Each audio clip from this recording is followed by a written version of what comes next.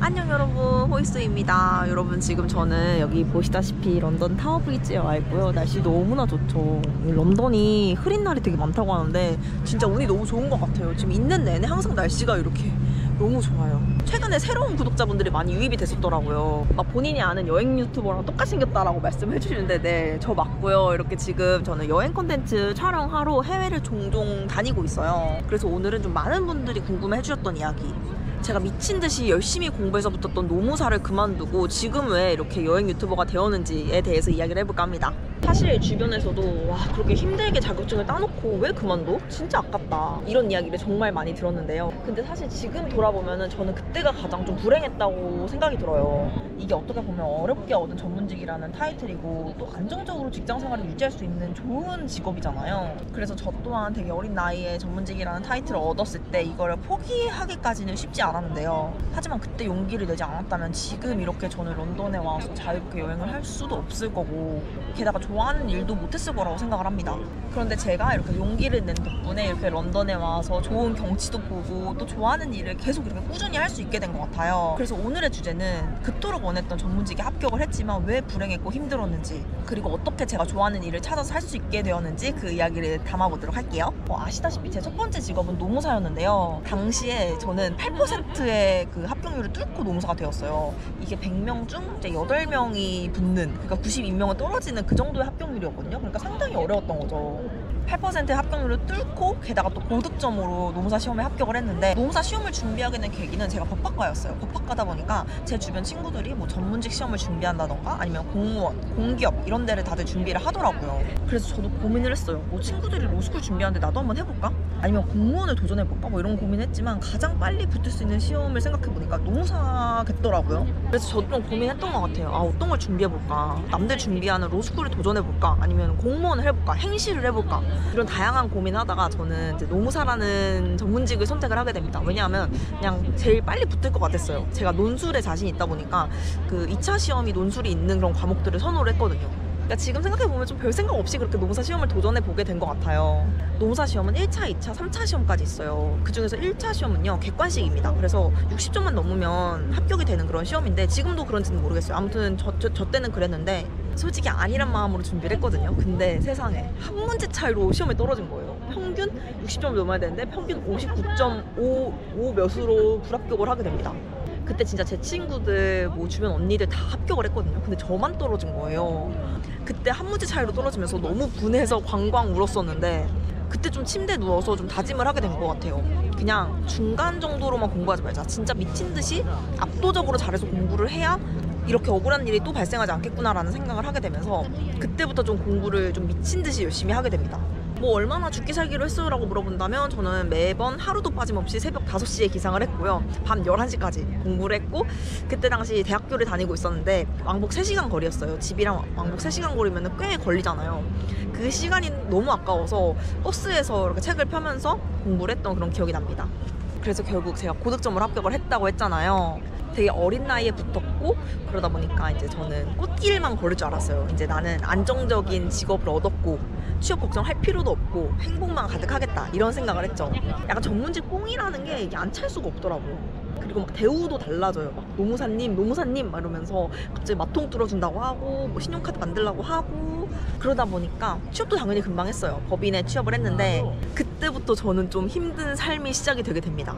그 이유는 여러 가지가 있었는데 저는 진짜 전문직 시험 합격하기 전까지만 해도 사무직이라는 이 직업이 정말 저랑 잘 맞을 거라고 생각을 했어요. 왜냐면 공부를 진짜 15시간 넘게 하는 것도 힘들지 않았으니까. 근데 일이랑 공부는 정말 차원이 다르더라고요. 공부는 15시간 앉아서 할 수 있지만 일을 15시간 앉아서 하는 거는 진짜 저는 못하겠더라고요. 하루 종일 사무실에 앉아서 전화 받고 문서 쓰고 회의하고 뭐 이런 과정들이 정말 너무나 저한테는 힘든 과정 중 하나였고요. 그때 눈치 없이 막 외근 보내달라 막 이런 얘기도 많이 했던 것 같아요. 진짜 그 반복적인 어떤 사무직 루틴이 저랑 너무 안 맞았습니다. 그때서야 제가 깨달은 것 같아요. 나는 활동적인 거 좋아하고 이렇게 밖에 나돌아다니는 거 좋아하고 되게 외향적인 사람이구나. 이렇게는 못 살겠다. 이렇게 계속 일하게 되면 나 정말 우울증에 걸릴 것 같다, 이런 생각이 확 드는 거예요. 그때서야 이게 내가 정말 원하던 길이 아니었구나 라는 거를 깨닫게 됩니다.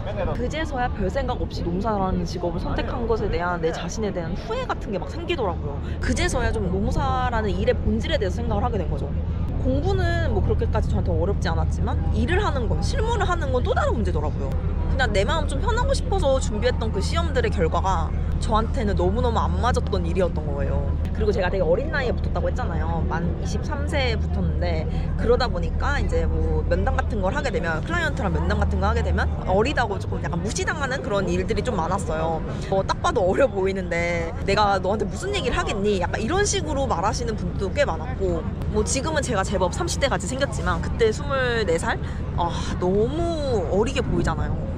복장도 제대로 입을 줄 몰라서 막 떡볶이 코트 막 이런 거 입고 다녔는데, 아무튼 되게 어려 보이는 것도 되게 독이 되었다라고 지금은 생각은 해요.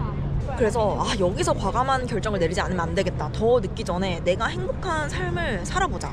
대신 안정적인 거를 확 바로 때려치기는 되게 좀 어려우니까 일단 수습 기간만 잘 마무리하고 논술학원 강사를 해보자 라는 생각을 가지게 돼요. 그러니까 이제 직장인에서 프리랜서 생활을 한번 선택을 해보게 된 거죠. 제가 이제 논술학원에서 첨삭 알바를 했었는데, 그때 아이들이 굉장히 저한테 많이 왔거든요. 좀 인기가 많았어요. 그러다 보니까 그 대표님이 저를 좋게 봐주셨는지, 너 대치동이랑 목동에서 한번 데뷔를 해봐라, 강사로 데뷔를 해보면서 이 일에 적성에 맞는지 한번 해봐라 라고 기회를 주셨어요. 초고속으로 대치동 목동 강사로 데뷔를 하게 됐는데, 그때 이제 프리랜서 생활을 하게 되면서 월급은 200만 원, 300만 원만 받는 게 월급이 아니구나. 프리랜서로 열심히 하게 되면 월급을 500, 600, 많으면 700, 800도 받을 수 있구나라는 것을 그때 깨닫게 됐어요. 그때 이제 돈의 맛을 알게 되면서 적게 버는 직장인 월급보다는 내 능력을 펼치면서 좀 좋아하는 일을 하면서 돈을 버는 것에 대한 관심이 확 생기게 된 것 같아요. 그때 당시 농사 일을 할 때는 제가 일의 전문성이 많이 떨어지니까, 그리고 좀 어리다 보니까 월 300 이상 벌 수 있을까? 라는 의구심이 계속 들었거든요. 나는 여기서 한 2년, 3년 일해도 월 300까지 벌기 힘들겠다 라는 생각이 들었는데, 저한테 맞는 일을 하고 내가 너무 재밌어 하는 일을, 그리고 능력이 되는 일을 하니까 돈 벌기가 훨씬 쉬워졌던 거죠.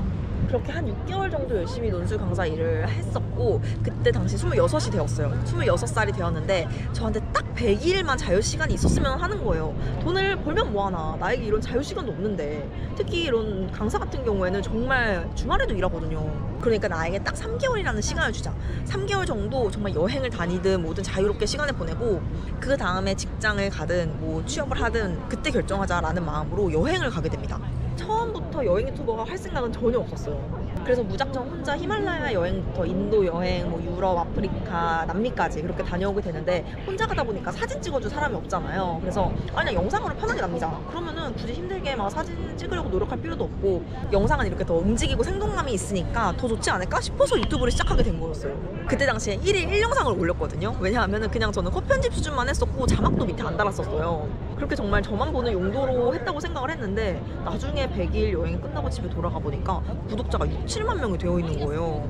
근데 아무리 6, 7만 명이 돼도 그때 당시 여행 유튜버 개념이 없기 때문에 어떻게 돈을 벌 수 있을지 되게 막막했던 기억이 나요. 그래서 10만 명이 될 때까지 되게 많이 고민을 했었고, 취업 준비까지 병행을 했었거든요. 근데 이제 딱 10만 명이 넘으면서 내가 한번 개척해볼까? 여기도 분명히 돈 벌 수 있는 구멍이 있지 않을까? 라고 생각을 하게 되면서, 그때 첫 시작은 이제 100만 원을 받고 말레이시아 출장을 갔던 기억이 납니다. 그 첫 광고주님도 기억이 나요. 스노우 어플 아시죠? 스노우 어플 광고주님이 저한테 이제 돈을 주시고 여행을 보냈던 그런 기억이 나는데요. 그때 이후로 내가 한 달에 100만 원, 200만 원 벌어도 한번 도전해보자. 내가 좋아하는 일로 돈을 벌어보자. 그렇게 마음을 먹게 된 것 같아요. 만약에 제가 지금 33살에 농사 시험을 붙었다면 저는 농사 일을 계속 했을 것 같아요. 왜냐하면 나이도 작고 어느 정도 사회 경험도 있고, 이제는 사무직 일도 시키면 할 수 있을 것 같거든요. 이제 나이가 차서 그런가? 근데 만 23살에 붙었던 저로서는 정말 그게 아니었던 길이었던 것 같고, 그리고 그때 이렇게 용기를 내서 결정을 했기 때문에 지금 이렇게 자유롭게 좋은 풍경도 보면서 행복하게 살 수 있는 것 같아요. 우리나라 같은 경우에는 이게 사회가 정해준 길이라던가 어떤 전문직 아니면 명예, 이런 게 굉장히 중요하게 작용을 하잖아요. 그러다 보니까 저도 그거에 대해서 자유로워지기까지 되게 시간이 오래 걸렸지만, 무엇보다 내가 행복한 일을 하면서 이렇게 사는 게 어떻게 보면 사회적 명예나 돈을 버는 것보다 훨씬 중요하다, 이런 거를 깨닫고 나니까 훨씬 더 마음 편하게 이렇게 지낼 수 있게 된 것 같아요. 그래서 지금 이 영상을 보시는 분들도 나 지금 직장이 너무 안 맞는 것 같아, 퇴사해야 될까? 이런 고민을 하시는 분들이 많으실 것 같은데, 매일 반복되는 하루가 되게 답답하고 되게 무료하게 느껴진다면 여러분들이 회사 생활 외에 내가 정말 오래 지속할 수 있는 거 딱 하나만 퇴근 후 30분만 해보시는 거 완전 추천드립니다. 저처럼 여행 기록을 유튜브로 남기는 것도 해볼 수 있고요. 아니면은 그림을 그려서 인스타툰을 이렇게 인스타그램에 올려본다던가, 좀 뭔가 내가 아웃풋할 수 있는 것들 있잖아요. 그런 것들을 시도해보는 게 어떻게 보면 프리랜서 생활에 좀 첫걸음이 되지 않을까, 부업, 사이드 프로젝트 겸으로 해볼 수 있는 가장 좋은 방법이 아닐까 싶더라고요. 저는 여러분들한테 무작정 퇴사를 해라 이렇게 말씀드리고 싶진 않아요. 왜냐하면 전 진짜 운이 좋았던 케이스고, 많은 분들이 유튜브나 이런 것들을 시작하지만 되게 오래 못하고 그만두는 경우가 많거든요. 왜냐하면 지금은 유튜브를 도전하는 사람들이 정말 많아졌습니다. 그러다 보니까 저는 본업은 절대 놓지 말아야 된다고 생각을 해요. 진짜 코로나 왔을 때 여행 유튜브를 정말 지속하지 못하게 될 수도 있다는 그 압박감을 받으면서 너무 힘들었을 때가 있었거든요. 그때 따박따박 월급을 받는 직장인들이 얼마나 부러웠는지 몰라요. 그래서 여러분들도 사이드 프로젝트 겸 내가 해볼 수 있는 부업들을 다양하게 시도해보시고 또 다른 나를 또 발견해보셨으면 좋겠습니다. 그래서 오늘 영상은 여기서 마무리하도록 하고요. 저는 다음 영상에서 만나도록 할게요. 안녕.